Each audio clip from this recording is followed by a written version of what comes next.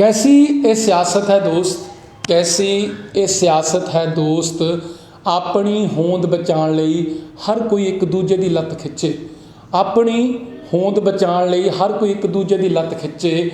आओ अज विचारां की सांझ पाउंदे हां कि नवें शहर की सियासत विच, नवें शहर की सियासत विच कौन भज के अगे निकल गया ते कौन रह गया पिछे।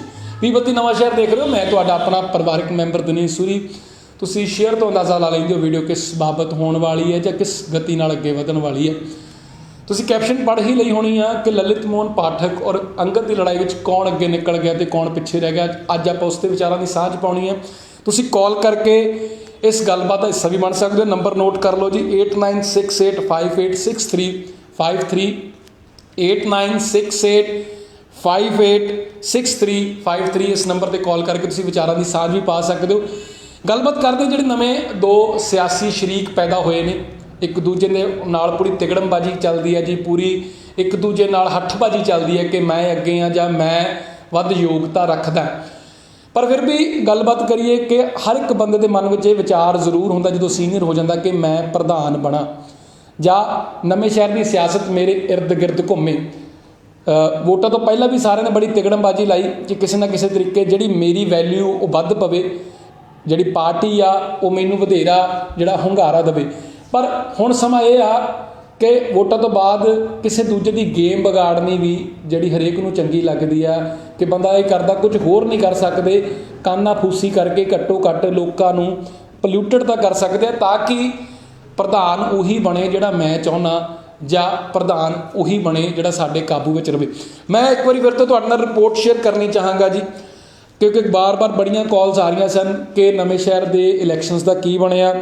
कल असी घट्टो घट्ट मेरे ख्याल 5 तो 6 वीडियोज़ बनाईयां असी, जिथों रिजल्ट आ रहा सी उत्थों भी तुहानूं लाइव दिखाया। 11 सीटां जिहड़ियां ने जी वो कांग्रेस नूं मिलियां ने, 3 श्रोमणी अकाली दल नूं मिलियां ने, 4 आज़ाद उम्मीदवारों नूं मिलियां ने, 1 BSP नूं मिली है। मैं गलबात दा सिलसिला शुरू करदा। दीप जी अगर कॉमेंट आ रहा है जां कोई ट्रबल आ रही है तो मैंने दस दो, क्योंकि लाइव चल रहा है कि वेले पता नहीं चलता।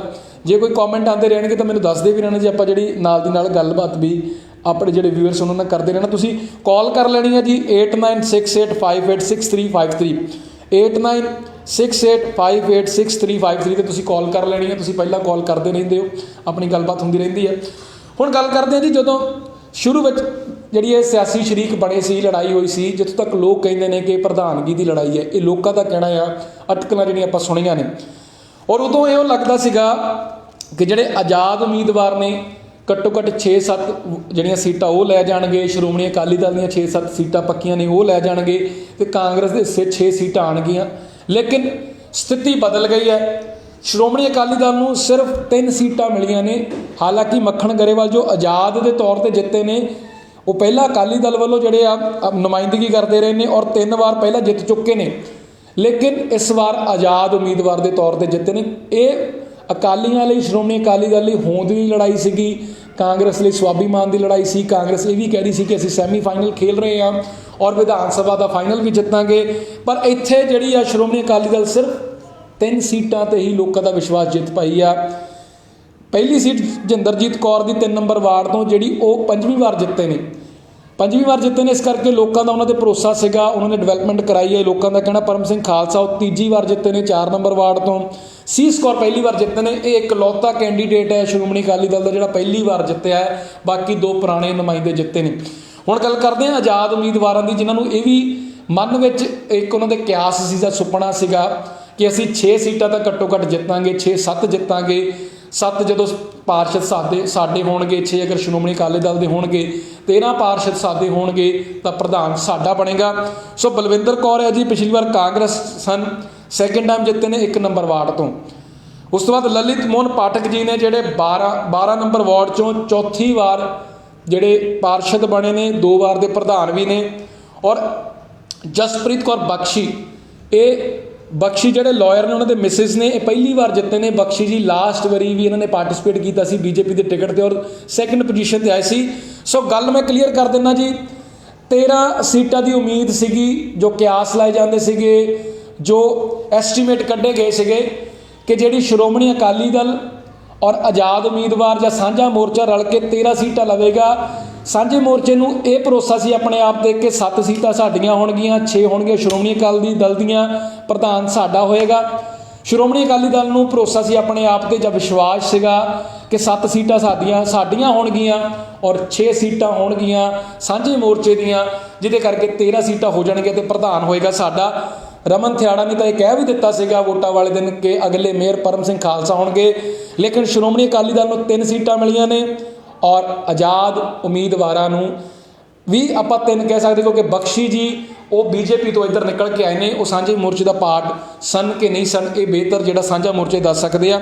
ਗੁਰਮੁਖ ਸਿੰਘ ਨੂੰ ਜਿਹੜੇ ਨਾਰਥ ਦੇ ਨਾਮ ਤੋਂ ਪਪੂਲਰ ਨੇ, ਪ੍ਰੈਸ ਰਿਪੋਰਟਰ ਵੀ ਨੇ, ਇਹ ਬੀਐਸਪੀ ਤੋਂ ਪਹਿਲੀ ਵਾਰ ਖਾਤਾ ਖੋਲ੍ਹ ਸਕੇ ਨੇ ਔਰ ਬਾਕੀ 11 ਸੀਟਾਂ ਮਿਲੀਆਂ ਨੇ ਜੀ ਕਾਂਗਰਸ ਨੂੰ। ਹੁਣ ਸਵਾਲ ਕਰਦੇ ਆ, ਇੱਕ ਕਾਲ ਆ ਰਹੀ ਹੈ ਜੇ ਆਪਾਂ ਕਾਲ ਵੀ ਲੈ ਲੈਂਦੇ ਹਾਂ। ਹੈਲੋ ਹਾਂਜੀ ਸਤਿ ਸ਼੍ਰੀ ਅਕਾਲ ਜੀ। ਹੈਲੋ ਸਤਿ ਸ਼੍ਰੀ ਅਕਾਲ ਜੀ। ਹੈਲੋ ਹਾਂਜੀ ਸਤਿ ਸ਼੍ਰੀ ਅਕਾਲ ਜੀ ਸਰ, ਤੁਸੀਂ ਪੀਪਤੀ ਨਵਾਂ ਸ਼ਹਿਰ ਤੇ ਲਾਈਵ ਹੋ ਜੀ। ਅੱਛਾ ਜੀ ਜੀ ਮੈਂ ਸਰ ਸੌਰੀ ਮੈਂ ਇੱਧਰ ਫੋਨ ਲਾਇਆ ਸੀ ਦੀਪ ਨੂੰ। ਜੀ ਚਲੋ ਇੱਕ ਕਈ ਵੇਲੇ ਮਿਸ ਕਾਲ ਆ ਜਾਂਦੀ ਆ। ਸੋ ਦੋਸਤੋ ਗੱਲ ਕਰਦੇ ਹਾਂ ਜੀ, ਜਿਹੜੀ ਅਸੀਂ ਕੈਪਸ਼ਨ ਪਾਈ ਹੋਈ ਹੈ ਜੀ ਕਿ ਲਲਿਤ ਮੋਹਨ ਪਾਠਕ ਔਰ ਬੱਲੂ ਪ੍ਰਧਾਨ ਦੀ ਲੜਾਈ ਵਿੱਚ ਕੌਣ ਅੱਗੇ ਨਿਕਲ ਗਿਆ। ਬੱਲੂ ਪ੍ਰਧਾਨ ਜੀ ਦੀ ਅਗਰ ਗੱਲ ਕਰੀਏ ਤਾਂ ਉਹ ਚੌਥੀ ਵਾਰ ਜਿਹੜੇ ਪਾਰਸ਼ਦ ਬਣੇ ਨੇ ਔਰ 12 ਨੰਬਰ ਵਾਰਡ 'ਚੋਂ ਇੱਕ ਬਾਰ-ਬਾਰ ਕਿਹਾ ਜਾਂਦਾ ਸੀਗਾ ਕਿ ਸਿੰਘ ਫਸ ਗਏ ਨੇ ਜਾਂ ਪੱਗ ਫਸ ਗਈ ਹੈ ਔਰ ਇਸ ਵਾਰ ਦੇਖਿਆ ਜਾਵੇਗਾ ਕਿ ਕੌਣ ਜਿੱਤੇਗਾ। ਲੇਕਿਨ ਮੈਂ ਉਸ ਚੀਜ਼ ਨੂੰ ਕਲੀਅਰ ਕਰਦਾ ਜੀ, ਤੁਹਾਡੀ ਕਚਹਿਰੀ ਵਿੱਚ ਪੇਸ਼ ਕਰਨ ਦੀ ਕੋਸ਼ਿਸ਼ ਕਰਦਾ, ਕਿਉਂਕਿ ਬਾਰ-ਬਾਰ ਕਾਲਸ ਆਉਂਦੀਆਂ ਨੇ ਜਾਂ ਮੈਸੇਂਜਰ 'ਤੇ ਮੈਸੇਜ ਆਉਂਦੇ ਨੇ ਕਿ ਦੱਸੋ ਕਿ ਕੌਣ ਅੱਗੇ ਨਿਕਲ ਗਿਆ, ਨਵੇਂ ਸ਼ਹਿਰ ਦੀ ਪੋਲੀਟਿਕਸ ਦਾ ਅਗਲਾ ਰੁਖ ਕੀ ਹੋਏਗਾ, ਅਗਲਾ ਚਿਹਰਾ ਕੀ ਹੋਏਗਾ। ਸੋ ਦੋਸਤੋ ਬੱਲੂ ਪ੍ਰਧਾਨ ਜੀ 12 ਨੰਬਰ ਤੋਂ ਜਿੱਤ ਜਾਣਗੇ, ਇਹ ਪਹਿਲਾਂ ਤੋਂ ਹੀ ਪਤਾ ਸੀਗਾ। ਜੋ ਹੁਣ ਰਿਪੋਰਟਾਂ ਨਿਕਲ ਕੇ ਆ ਰਹੀਆਂ ਨੇ, ਜੋ ਸੂਤਰਾਂ ਤੋਂ ਪਤਾ ਲੱਗ ਰਿਹਾ ਹੈ, ਜੋ ਵਿਸ਼ਵਾਸਯੋਗ ਸੂਤਰ ਨੇ ਉਹਨਾਂ ਤੋਂ ਪਤਾ ਲੱਗ ਰਿਹਾ ਕਿ 12 ਨੰਬਰ ਵਾਰਡ 'ਚੋਂ ਬੱਲੂ ਪ੍ਰਧਾਨ ਜੀ ਨੇ ਜਿੱਤ ਜਾਣਾ ਸੀ। ਇਹ ਕਾਂਗਰਸ ਨੂੰ ਵੀ ਪਤਾ ਸੀਗਾ, ਪਰ ਬੱਲੂ ਪ੍ਰਧਾਨ ਜੀ ਨੂੰ ਉਹਨਾਂ ਨੇ ਰਿਸਟ੍ਰਿਕਟ ਕਰ ਦਿੱਤਾ। ਅੰਗਦ ਸਿੰਘ, ਉਹਨਾਂ ਦੀ ਮਦਰ ਔਰ ਉਹਨਾਂ ਦੇ ਹੋਰ ਜਿਹੜੀ ਸੀਨੀਅਰ ਲੀਡਰਸ਼ਿਪ ਹੈ, ਉਹਨਾਂ ਨੇ 12 ਨੰਬਰ ਵਾਰਡ 'ਚ ਇੰਨਾ ਕੁ ਜ਼ੋਰ ਲਗਾਇਆ ਕਿ ਬੱਲੂ ਪ੍ਰਧਾਨ ਜੀ 12 ਨੰਬਰ ਵਾਰਡ 'ਚ ਹੀ ਰਿਸਟ੍ਰਿਕਟ ਹੋ ਕੇ ਰਹਿ ਗਏ। ਕਿਉਂਕਿ ਮੈਂ ਗੱਲ ਇਸ ਕਰਕੇ ਕਰ ਰਿਹਾ ਕਿ ਅੰਗਦ ਸਿੰਘ ਨੌਜਵਾਨ ਨੇ, ਯੂਥ ਵਿੱਚ ਨੇ, 19 ਦੇ 19 ਵਾਰਡਾਂ ਵਿੱਚ ਵਿਚਰਦੇ ਰਹੇ ਨੇ। ਬੱਲੂ ਪ੍ਰਧਾਨ ਬੇਸ਼ੱਕ ਟੁੱਟ ਕੇ ਬਾਹਰ ਆਏ ਸੀ, ਲੇਕਿਨ ਉਹਨਾਂ ਦੀ ਹਰ ਫਲੈਕਸ 'ਤੇ ਜਿਹੜੀ ਫੋਟੋ ਨਜ਼ਰ ਆਉਂਦੀ ਸੀਗੀ। ਬੱਲੂ ਪ੍ਰਧਾਨ ਜੀ ਦੀ 19 ਦੇ 19 ਵਾਰਡਾਂ ਦੇ ਵਿੱਚ ਜਿਹੜੇ ਵੀ ਉਹਨਾਂ ਦੇ ਉਮੀਦਵਾਰ ਸੀ ਜਾਂ ਜਿੰਨੇ ਵੀ ਵਾਰਡ ਵਿੱਚ ਉਹਨਾਂ ਦੇ ਉਮੀਦਵਾਰ ਸੀ, ਉਹਨਾਂ ਦਾ ਜਿਹੜਾ ਚਿਹਰਾ ਨਜ਼ਰ ਆਉਂਦਾ ਸੀ ਫਲੈਕਸ ਦੇ ਉੱਤੇ। ਪਰ ਬੱਲੂ ਪ੍ਰਧਾਨ ਜੀ ਰਿਸਟ੍ਰਿਕਟ ਹੋ ਕੇ ਰਹਿ ਗਏ। ਉਹ ਸਿਰਫ 12 ਨੰਬਰ ਵਾਰਡ ਵਿੱਚ ਹੀ ਪ੍ਰਮੋਸ਼ਨ ਕਰਦੇ ਰਹਿ ਗਏ ਕਿ ਬੱਲੂ ਹੀ ਚੱਲੂ, ਲੇਕਿਨ ਇੱਕ ਲੀਡਰ ਦੇ ਤੌਰ 'ਤੇ ਉਹ ਨਿਖਰ ਕੇ ਸਾਹਮਣੇ ਆ ਸਕਦੇ ਸੀਗੇ, ਜਿਹਦੇ ਵਿੱਚ ਉਹ ਕਾਮਯਾਬ ਨਹੀਂ ਹੋ ਸਕੇ। ਅਗਰ ਉਹਨਾਂ ਨੂੰ ਪਤਾ ਸੀ ਕਿ ਉਹਨਾਂ ਨੇ 12 ਨੰਬਰ ਵਾਰਡ 'ਚ ਜਿੱਤ ਹਾਸਲ ਹੋ ਜਾਣੀ ਔਰ 1100 ਤੋਂ ਵੱਧ ਵੋਟਾਂ ਪਈਆਂ ਨੇ, ਉਹਨਾਂ ਨੂੰ ਜੋ ਸਾਨੂੰ ਲੱਗਦਾ ਹੈ, ਜੋ ਸਾਡੀ ਆਬਜ਼ਰਵੇਸ਼ਨ ਕਹਿੰਦੀ ਹੈ, ਜੋ ਸਾਡੀ ਸੋਚ ਕਹਿੰਦੀ ਹੈ ਕਿ ਬਹੁਤ ਵੱਡਾ ਮੌਕਾ ਸੀਗਾ ਕਿ ਬੱਲੂ ਪ੍ਰਧਾਨ ਬਾਕੀ ਵਾਰਡਸ ਵਿੱਚ ਵੀ ਵਿਚਰਦੇ ਕਿ ਮੈਂ 2 ਵਾਰੀ ਦਾ ਪ੍ਰਧਾਨ ਹਾਂ, ਮੈਂ ਕੀ ਤਰੱਕੀਆਂ ਕਰਾਈਆਂ, ਲੋਕਾਂ ਨੂੰ ਦੱਸਦੇ ਔਰ 19 ਦੇ 19 ਵਾਰਡਾਂ ਵਿੱਚ ਜਾ ਕੇ ਸਾਂਝੇ ਮੋਰਚੇ ਨੂੰ ਰਿਪਰੈਜ਼ੈਂਟ ਕਰਦੇ ਔਰ ਲੋਕਾਂ ਨੂੰ ਆਪਣੇ ਮਨ ਦੇ ਵਿਚਾਰ ਦੱਸਦੇ, ਆਪਣਾ ਓਪੀਨੀਅਨ ਦੱਸਦੇ। ਬਟ ਕਾਂਗਰਸ ਇੱਥੇ ਪੋਲੀਟਿਕਸ ਕਰਨ ਵਿੱਚ ਪੂਰੀ ਕਾਮਯਾਬ ਹੋ ਚੁੱਕੀ ਹੈ। ਬੇਸ਼ੱਕ ਰੋਹਿਤ ਨੂੰ ਵੋਟਾਂ ਸਿਰਫ 165 ਆਈਆਂ ਨੇ, ਲੇਕਿਨ ਕਾਂਗਰਸ ਨੇ ਇਹ ਹਵਾ ਪੂਰੀ ਬਣਾ ਦਿੱਤੀ ਸੀਗੀ ਕਿ ਮਾਮਲਾ ਫਸ ਗਿਆ ਹੈ, ਮਾਮਲਾ 49-51 ਦਾ ਹੈ। ਬੇਸ਼ੱਕ ਵੋਟਾਂ ਬੱਲੂ ਪ੍ਰਧਾਨ ਜੀ ਦੇ ਮੁਕਾਬਲੇ ਰੋਹਿਤ ਜੀ ਨੂੰ ਬਹੁਤ ਘੱਟ ਪਈਆਂ, 10-15% ਹੀ ਵੋਟਾਂ ਪਈਆਂ ਨੇ, ਲੇਕਿਨ ਕਾਂਗਰਸ ਇਹ ਹਵਾ ਬਣਾਉਣ 'ਚ ਕਾਮਯਾਬ ਹੋ ਗਈ। ਇਹ ਪੋਲੀਟਿਕਸ ਜਿਹਦਾ ਅਸੀਂ ਸ਼ੜਯੰਤਰ ਕਹਿੰਦੇ ਹੁੰਦੇ ਹਾਂ, ਉਹਦੇ ਵਿੱਚ ਕਾਮਯਾਬ ਹੋ ਗਈ ਕਿ ਬੱਲੂ ਪ੍ਰਧਾਨ 49-51 ਦੀ ਜਿਹੜੀ ਪੱਗ ਫਸੀ ਹੋਈ ਆ, ਇਹ ਰੌਲਾ ਸੀ। ਆਈ ਡੋਂਟ ਨੋ ਕਿ ਉਹਨਾਂ ਦੇ ਖੇਮੇ ਵਿੱਚ ਕੀ ਗੱਲ ਚੱਲਦੀ ਹੋਵੇਗੀ, ਲੇਕਿਨ ਕਾਂਗਰਸ ਵੱਲੋਂ ਹਮੇਸ਼ਾ ਇਹੀ ਬਿਆਨ ਆਉਂਦਾ ਸੀਗਾ ਕਿ 19-21 ਦੀ ਗੱਲ ਹੈ ਜੀ, ਜਿੱਤ ਵੀ ਸਕਦੇ ਆ ਔਰ ਪੂਰਾ ਮੁਕਾਬਲਾ ਦੇਵਾਂਗੇ। ਉਸੇ ਚੀਜ਼ ਕਰਕੇ ਬੱਲੂ ਪ੍ਰਧਾਨ ਜੀ ਜਿਹੜੇ ਰਿਸਟ੍ਰਿਕਟ ਹੋ ਕੇ ਰਹਿ ਗਏ, ਜੋ ਅਸੀਂ ਆਬਜ਼ਰਵ ਕੀਤਾ, ਉਹਨਾਂ ਨੂੰ ਕਿਸੇ ਹੋਰ ਵਾਰਡ ਵਿੱਚ ਨਹੀਂ ਦੇਖਿਆ ਜਿੱਥੇ ਸ਼੍ਰੋਮਣੀ ਅਕਾਲੀ ਦਲ ਦੇ ਜਾਂ ਸਾਂਝੇ ਮੋਰਚੇ ਦੇ ਜਿਹੜੇ ਉਮੀਦਵਾਰ ਸੀ, ਉੱਥੇ ਜਾ ਕੇ ਕਿਤੇ ਵੀ ਉਹਨਾਂ ਦੀ ਸਪੀਚ ਨਹੀਂ ਸੁਣੀ, ਕਿਤੇ ਵੀ ਉਹਨਾਂ ਦਾ ਭਾਸ਼ਣ ਨਹੀਂ ਸੁਣਿਆ, ਕਿਤੇ ਵੀ ਉਹਨਾਂ ਦਾ ਪੁਆਇੰਟ ਆਫ ਵਿਊ ਨਹੀਂ ਸੁਣਿਆ, ਕਿਤੇ ਵੀ ਉਹਨਾਂ ਦਾ ਓਪੀਨੀਅਨ ਨਹੀਂ ਸੁਣਿਆ। ਬੇਸ਼ੱਕ ਲੋਕ ਕਹਿੰਦੇ ਰਹਿਣ ਕਿ ਅੰਗਦ ਸਿੰਘ ਗਲੀਆਂ 'ਚ ਘੁੰਮਣ ਲੱਗ ਪਿਆ, ਉਹਨਾਂ ਦੀ ਮਦਰ ਜਿਹੜੇ ਗਲੀਆਂ 'ਚ ਘੁੰਮਣ ਲੱਗ ਪਏ, ਇਹ ਕਿਤੇ ਨਾ ਕਿਤੇ ਠੀਕ ਵੀ ਆ, ਕਿਉਂਕਿ ਲੋਕਾਂ ਦੇ ਮਨ ਦੇ ਖਦਸ਼ੇ ਨੇ ਕਿ ਪਹਿਲਾਂ ਗਲੀਆਂ 'ਚ ਨਹੀਂ ਆਏ, ਵੋਟਾਂ ਦੇ ਦੌਰਾਨ ਹੀ ਆਏ ਆ। ਲੇਕਿਨ ਆਪਣੇ ਦਿਮਾਗ ਨੂੰ ਯੂਜ਼ ਕਰਦੇ ਹੋਏ ਉਹਨਾਂ ਨੇ ਜਿਹੜੇ ਮੈਂ ਪਹਿਲਾਂ ਕਿਹਾ ਕਿ ਬੱਲੂ ਪ੍ਰਧਾਨ ਜੀ ਨੂੰ ਆਪਣੇ ਵਾਰਡ ਵਿੱਚ ਸੀਮਿਤ ਕਰ ਦਿੱਤਾ ਔਰ ਜਿਸ ਕਾਰਨ ਮੈਨੂੰ ਲੱਗਦਾ ਹੈ ਕਿ ਜਿਵੇਂ ਪਹਿਲਾਂ ਸਾਂਝੇ ਮੋਰਚੇ ਨੂੰ ਉਮੀਦ ਸੀਗੀ ਕਿ ਅਸੀਂ 7 ਸੀਟਾਂ ਲਵਾਂਗੇ, ਤਾਂ ਸਾਂਝੇ ਮੋਰਚੇ ਨੂੰ ਐਕਚੁਅਲੀ 3 ਸੀਟਾਂ ਮਿਲੀਆਂ ਨੇ। ਬਖਸ਼ੀ ਜੀ ਬੀਜੇਪੀ ਤੋਂ ਹਟ ਕੇ ਆਜ਼ਾਦ ਹੋ ਕੇ ਲੜੇ ਨੇ, ਤਾਂ 4 ਸੀਟਾਂ ਤੇ ਹੋਰ ਜਿਹੜਾ ਆ ਸਾਂਝਾ ਮੋਰਚਾ ਉਹਨੂੰ ਵਰਕ ਕਰਨਾ ਚਾਹੀਦਾ ਸੀ, ਉਹਨਾਂ ਨੂੰ ਵੀ ਪ੍ਰੈਜੈਂਟੇਸ਼ਨਸ ਦੇਣੀਆਂ ਚਾਹੀਦੀਆਂ ਸੀ, ਉਹਨਾਂ ਨੂੰ ਵੀ ਸਪੀਚਸ ਦੇਣੀਆਂ ਚਾਹੀਦੀਆਂ ਸੀ, ਉਹਨਾਂ ਨੂੰ ਵੀ ਆਪਣੇ ਮਨ ਦੇ ਖਦਸ਼ੇ ਜਿਹੜੇ ਜਾ ਕੇ ਜ਼ਾਹਰ ਕਰਨੇ ਚਾਹੀਦੇ ਸੀ ਕਿ ਖੁੱਲ੍ਹੇ ਗੱਫੇ ਮਿਲੇ ਕਿ ਨਹੀਂ ਮਿਲੇ, ਕਿ ਸ਼੍ਰੋਮਣੀ ਅਕਾਲੀ ਦਲ ਦਾ ਜਿਹੜਾ ਪੈਸਾ ਆ ਉਹਨੂੰ ਯੂਟੀਲਾਈਜ਼ ਕਰ ਰਹੇ ਆ। So at the end I would say ਕਿ ਬੱਲੂ ਪ੍ਰਧਾਨ ਜੀ ਕੋਲ ਬਹੁਤ ਅੱਛੀ ਓਪਰਚੁਨਿਟੀ ਸੀਗੀ ਕਿ ਉਹ ਇੱਕ ਲੀਡਰ ਦੇ ਤੌਰ 'ਤੇ ਨਿਕਲ ਕੇ ਸਾਹਮਣੇ ਆਉਂਦੇ, ਬਟ ਅਫਸੋਸ ਇਸ ਗੱਲ ਦਾ ਹੈ ਕਿ ਉਹ ਇੱਕ MC ਦੀ ਸੋਚ ਹੀ ਰੱਖ ਪਾਏ। ਉਹ ਨਿਕਲ ਕੇ ਬਾਹਰ ਸੁਲੱਖਣੇ ਢੰਗ ਨਾਲ ਨਿਕਲ ਕੇ ਬਾਹਰ ਨਹੀਂ ਆਏ।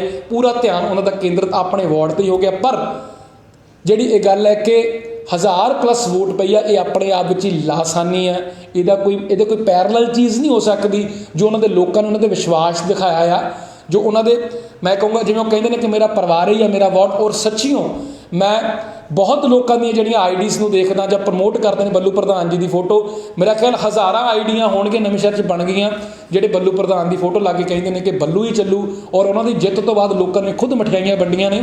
ਇਹ ਕੋਈ ਮਿਹਨਤੀ ਬੰਦੇ ਦਾ ਹੀ ਜਿਹੜਾ ਫਲ ਉਹਨੂੰ ਮਿਲ ਰਿਹਾ ਕਿ ਕੋਈ ਕਰਮਾਂ ਵਾਲਾ ਹੋਵੇ, ਕੋਈ ਮਿਹਨਤ ਜਿਹਨੇ ਸੰਘਰਸ਼ ਕੀਤਾ ਹੋਵੇ, ਉਹਨੂੰ ਇਹ ਜਿਹੜਾ ਆਡੀਅנס ਵੱਲੋਂ ਪਬਲਿਕ ਵੱਲੋਂ ਰਿਸਪੌਂਸ ਮਿਲਦਾ ਆ, ਆਪ ਹਜੂਮ ਵੱਲੋਂ ਰਿਸਪੌਂਸ ਮਿਲਦਾ। ਸੋ ਮੈਂ ਇੱਕ ਗੱਲ ਇਹ ਵੀ ਕਹਿਣਾ ਚਾਹੁੰਦਾ ਕਿ ਬੱਲੂ ਜੀ ਯੂ ਆਰ ਵੈਰੀ ਲੱਕੀ ਕਿ ਤੁਹਾਨੂੰ ਤੁਹਾਡੇ ਏਰੀਏ 'ਚ ਇੰਨਾ, ਤੁਹਾਡੇ ਵਾਰਡ ਵਿੱਚ ਇੰਨਾ ਸਤਿਕਾਰ ਮਿਲਦਾ। ਬਟ ਕਿਤੇ ਨਾ ਕਿਤੇ ਇੱਕ ਲੀਡਰਸ਼ਿਪ ਦਾ ਜਿਹੜਾ ਮੌਕਾ ਸੀਗਾ, ਇੱਕ ਲੀਡਰਸ਼ਿਪ ਕੁਆਲਿਟੀ ਤੁਸੀਂ ਦਿਖਾ ਸਕਦੇ ਸੀ, ਉਹ ਮੌਕਾ ਖੁੰਝ ਗਿਆ। ਅਗਲੀ ਵਾਰ ਅਗਰ ਪਾਰਟਿਸਿਪੇਟ ਕਰੋ ਤਾਂ ਜ਼ਰੂਰ ਬਾਕੀ ਵਾਰਡਸ ਵਿੱਚ ਵੀ ਜਾਓ, ਬਾਕੀ ਵਾਰਡਸ ਵਿੱਚ ਵੀ ਆਪਣੀ ਸਪੀਚਸ ਦਿਓ ਇੱਕ ਲੀਡਰ ਦੇ ਤੌਰ 'ਤੇ, ਕਿਉਂਕਿ ਲੋਕੀ ਤੁਹਾਨੂੰ ਐਜ਼ ਅ ਲੀਡਰ ਦੇਖਦੇ ਨੇ। ਲੇਕਿਨ ਕਿਤੇ ਨਾ ਕਿਤੇ ਇੱਥੇ MLA ਅੰਗਦ ਸਿੰਘ ਜਿਹੜੇ ਉਹ ਕਾਮਯਾਬ ਹੋ ਗਏ ਨੇ, ਉਹਨਾਂ ਨੂੰ ਇਹ ਪਤਾ ਲੱਗ ਗਿਆ ਕਿ ਚੂੜੀ ਕਿਵੇਂ ਕੱਸਣੀ ਹੈ। ਉਹਨਾਂ ਨੇ ਬੱਲੂ ਪ੍ਰਧਾਨ ਦੀ ਸੋਚ ਨੂੰ ਇੱਕ ਵਾਰਡ ਤੱਕ ਰਿਸਟ੍ਰਿਕਟ ਕਰ ਦਿੱਤਾ। ਔਰ ਹੁਣ ਗੱਲ ਕਰਦੇ ਆ ਜੀ ਕਿ ਮੈਂ ਇਸ ਕਰਕੇ ਵੀ ਕਹਿ ਰਿਹਾ ਕਿ MLA ਅੰਗਦ ਸਿੰਘ ਨੂੰ ਉਹਨਾਂ ਦੀ ਜਿਹੜੀ ਆ ਸਰਕਾਰ ਵੱਲੋਂ, ਕਾਂਗਰਸ ਸਰਕਾਰ ਵੱਲੋਂ ਜ਼ਰੂਰ ਥਾਪੜਾ ਮਿਲੇਗਾ, ਕਿਉਂਕਿ ਉਹਨਾਂ ਨੇ ਨਵਾਂਸ਼ਹਿਰ ਵੀ ਉਹਨਾਂ ਦੀ ਰਹਿਨੁਮਾਈ ਵਿੱਚ ਜਿਹੜੇ ਜਿੱਤ ਚੁੱਕੇ ਨੇ ਕਾਂਗਰਸ, ਔਰ ਰਾਹੋਂ ਵਿੱਚ ਵੀ ਜਿੱਤ ਚੁੱਕੇ ਨੇ। ਹੁਣ ਇਹ ਗੱਲ ਤਾਂ ਸ਼ੋਰ ਆ ਕਿ ਕਾਂਗਰਸ ਵਿੱਚ ਵੀ, ਨਵਾਂਸ਼ਹਿਰ ਵਿੱਚ ਵੀ ਔਰ ਰਾਹੋਂ ਵਿੱਚ ਵੀ ਜਿਹੜਾ ਪ੍ਰਧਾਨ ਹੋਏਗਾ ਉਹ ਕਾਂਗਰਸ ਪਾਰਟੀ ਦਾ ਹੀ ਹੋਏਗਾ। ਸੋ ਅੰਗਦ ਸਿੰਘ ਨੂੰ ਉਹਨਾਂ ਦੀ ਸੀਨੀਅਰ ਲੀਡਰਸ਼ਿਪ ਤੋਂ ਥਾਪੜਾ ਤਾਂ ਮਿਲਣਾ ਹੀ ਹੈ, ਇਹ ਗੱਲ ਜਾਇਜ਼ ਹੈ, ਕਿਉਂਕਿ ਪੁਰਾਣੇ ਪ੍ਰਧਾਨ ਨਾਲ ਟੱਕਰ ਸੀ ਔਰ ਪੁਰਾਣਾ ਪ੍ਰਧਾਨ ਸਿਰਫ 7 ਵੋਟਾਂ ਦਾ ਅਗਰ ਉਹ ਦਾਅਵਾ ਕਰਦੇ ਸੀ ਤਾਂ ਉਹਨਾਂ ਨੂੰ ਸਿਰਫ 3 ਵੋਟਾਂ ਮਿਲੀਆਂ। ਉਹਨਾਂ ਵਿੱਚੋਂ ਵੀ ਇੱਕ ਅਕਾਲੀ ਦੇ ਨਾਲ ਗੱਠਜੋੜ ਕਰਕੇ ਹੋਈ ਆ ਔਰ ਐਕਚੁਅਲ 'ਚ ਉਹਨਾਂ ਨੂੰ ਸਿਰਫ 2 ਸੀਟਾਂ ਮਿਲੀਆਂ ਨੇ। ਤਾਂ ਕਿਤੇ ਨਾ ਕਿਤੇ ਅੰਗਦ ਸਿੰਘ ਦੀ ਜਿਹੜੀ ਰੇਸ਼ੋ ਆ ਉਹ 11 ਤੇ ਬੱਲੂ ਪ੍ਰਧਾਨ ਦੀ ਰੇਸ਼ੋ 2 ਰਹਿ ਗਈ ਆ। ਔਰ ਜਦ ਕਿ ਕਾਂਗਰਸ ਦੀਆਂ ਪਹਿਲਾਂ 13 ਸੀਟਾਂ ਹੀ ਹੁੰਦੀਆਂ ਸੀਗੀਆਂ, ਤਾਂ ਮੇਰੇ ਖਿਆਲ ਨਾਲ ਅੰਗਦ ਸਿੰਘ ਨੂੰ ਕੋਈ ਬਹੁਤਾ ਫਰਕ ਨਹੀਂ ਪੈਣਾ। ਉਹਨਾਂ ਦੀ ਸੀਨੀਅਰ ਲੀਡਰਸ਼ਿਪ ਵੱਲੋਂ ਉਹਨਾਂ ਨੂੰ ਐਪਰੀਸੀਏਸ਼ਨ ਹੀ ਮਿਲਣੀ ਹੈ, ਸ਼ਲਾਘਾ ਹੀ ਮਿਲਣੀ ਹੈ, ਕਿਉਂਕਿ ਅੰਗਦ ਸਿੰਘ ਦੀ ਗਾਈਡੈਂਸ ਵਿੱਚ, ਉਹਨਾਂ ਦੀ ਰਿਪਰੈਜ਼ੈਂਟੇਸ਼ਨ ਵਿੱਚ ਕਾਂਗਰਸ ਨੂੰ 11 ਸੀਟਾਂ ਮਿਲੀਆਂ ਨੇ ਔਰ ਬੱਲੂ ਪ੍ਰਧਾਨ ਜੀ ਉਹਨਾਂ ਨੂੰ ਸਿਰਫ 2 ਸੀਟਾਂ ਮਿਲੀਆਂ ਨੇ, 12 ਨੰਬਰ ਵਾਰਡ ਤੇ 1 ਨੰਬਰ ਵਾਰਡ। ਔਰ ਹੁਣ ਆਪਾਂ ਗੱਲ ਕਰਦੇ ਹਾਂ ਜੀ ਕਿ ਨਵਾਂਸ਼ਹਿਰ ਦਾ ਅਗਲਾ ਪ੍ਰਧਾਨ ਕੌਣ ਹੋਏਗਾ। ਅਗਰ ਆਹ ਲਿਸਟ ਮੇਰੇ ਕੋਲ ਜਿਹੜੀ ਪਈ ਹੈ ਜੀ, ਇਹਦੇ ਵਿੱਚ ਤਕਰੀਬਨ ਪਹਿਲੀ ਵਾਰ ਜਿਹੜੇ ਨੇ ਉਹ ਕਾਫੀ ਪਾਰਸ਼ਦ ਚੁਣੇ ਗਏ ਨੇ, ਨੰਬਰ 2 ਤੋਂ, ਨੰਬਰ 5 ਤੋਂ, ਨੰਬਰ 8 ਤੋਂ, ਨੰਬਰ 9 ਤੋਂ, ਨੰਬਰ 11 ਤੋਂ, ਨੰਬਰ 19 ਤੋਂ। ਸਚਿਨ ਦੀਵਾਨ ਇਹਨਾਂ 'ਚੋਂ ਨਾਮ ਬੜਾ ਉੱਭਰ ਕੇ ਸਾਹਮਣੇ ਆ ਰਿਹਾ ਹੈ। ਬੜੇ ਲੋਕ ਇਹ ਕਿਆਸ ਲਗਾ ਰਹੇ ਨੇ, ਅਟਕਲਾਂ ਨੇ, ਬੜੇ ਲੋਕੀ ਸੋਚ ਵੀ ਰਹੇ ਨੇ। ਅਗਰ ਸੋਚ 'ਤੇ ਜ਼ੋਰ ਪਾਉਣ ਨੂੰ ਇਹ ਵੀ ਲੱਗਦਾ ਕਿ ਸਚਿਨ ਦੀਵਾਨ ਨੇ ਜਿਹੜਾ ਆਪਣਾ ਵਾਰਡ ਆ ਮਾਡਲ ਵਾਰਡ ਬਣਾ ਲਿਆ ਆ, ਬੜੀ ਮਿਹਨਤ ਕਰਦੇ ਨੇ। ਔਰ ਅੰਗਦ ਸਿੰਘ ਉਹਨਾਂ ਦੇ ਫੇਵਰੇਟ ਵੀ ਉਹ ਨਜ਼ਰ ਆਉਂਦੇ ਨੇ। ਅੰਗਦ ਸਿੰਘ ਉਹਨਾਂ ਦੀ ਕੋਈ ਵੀ ਪ੍ਰੈਜੈਂਟੇਸ਼ਨ ਹੋਵੇ, ਕੋਈ ਵੀ ਸਪੀਚ ਹੋਵੇ, ਸਚਿਨ ਹਮੇਸ਼ਾ ਉਹਨਾਂ ਦੇ ਨਾਲ ਜਿਹੜਾ ਨਜ਼ਰ ਆਉਂਦੇ ਨੇ। ਔਰ ਯੂਥ ਵਿੱਚ ਉਹਨਾਂ ਦਾ ਬੜਾ ਪ੍ਰਭਾਵ ਹੈ, ਉਹਨਾਂ ਦੇ ਪਰਿਵਾਰ ਦਾ ਬੜਾ ਪ੍ਰਭਾਵ ਹੈ। ਯੂਥ ਜਿਹੜਾ ਹੈ ਸਚਿਨ ਦੀਵਾਨ ਨੂੰ ਬੜਾ ਲਾਈਕ ਕਰਦਾ ਹੈ ਔਰ ਇੱਕ ਉਹਨਾਂ ਦੀ ਛਵੀ ਬਣ ਚੁੱਕੀ ਹੈ ਕਿ ਸਚਿਨ ਦੀਵਾਨ ਬਹੁਤ ਲਾਇਲ ਆ, ਬਹੁਤ ਡਾਊਨ ਟੂ ਅਰਥ ਨੇ ਔਰ ਲੋਕਾਂ ਦੀ ਗੱਲ ਬੜੇ ਠਰਮੇ ਨਾਲ ਸੁਣਦੇ ਨੇ। ਸੋ ਕਿਤੇ ਨਾ ਕਿਤੇ ਜਿਹੜੀ ਸਾਡੇ ਤੱਕ ਰਿਪੋਰਟਸ ਪਹੁੰਚੀ ਆ ਸੂਤਰਾਂ ਦੇ ਅਨੁਸਾਰ ਇਹੀ ਲੱਗਦਾ ਕਿ ਅਗਲੇ ਜਿਹੜੇ ਪ੍ਰੈਜ਼ੀਡੈਂਟ ਹੋਣਗੇ, ਪ੍ਰਧਾਨ ਹੋਣਗੇ, ਉਹ ਸਚਿਨ ਦੀਵਾਨ ਹੀ ਹੋਣਗੇ। ਪਰ ਡਾਕਟਰ ਕਮਲ ਜਾਂ ਕੁਲਵੰਤ ਕੌਰ ਜੀ ਨੂੰ ਵੀ ਰੇਸ 'ਚ ਕਿਤੇ ਪਿੱਛੇ ਨਹੀਂ ਮੰਨਿਆ ਜਾ ਸਕਦਾ, ਕਿਉਂਕਿ ਕੁਲਵੰਤ ਕੌਰ ਜੀ ਵੀ 4ਥੀ ਵਾਰ ਬਣੇ ਨੇ, ਡਾਕਟਰ ਕਮਲ ਜੀ ਵੀ ਮੇਰੇ ਖਿਆਲ 3ਜੀ ਵਾਰ ਬਣੇ ਨੇ, ਪ੍ਰਿਥੀ ਚੰਦ 2ਜੀ ਵਾਰ ਬਣੇ ਨੇ, ਚੇਤਰਾਮ ਰਤਨ ਵੀ 4ਥੀ ਵਾਰ ਬਣੇ ਨੇ। ਬਟ ਜ਼ਿਆਦਾ ਜਿਹੜੀਆਂ ਲੋਕਾਂ ਦੇ ਕਿਆਸ ਆ ਜਾਂ ਲੋਕਾਂ ਦੇ ਅੰਦਾਜ਼ੇ ਨੇ ਉਹ ਇਹੀ ਬਿਆਨ ਕਰਦੇ ਨੇ ਕਿ ਅਗਲਾ ਜਿਹੜਾ ਪ੍ਰਧਾਨ ਹੋਏਗਾ ਉਹ ਸਚਿਨ ਦੀਵਾਨ ਹੋਏਗਾ।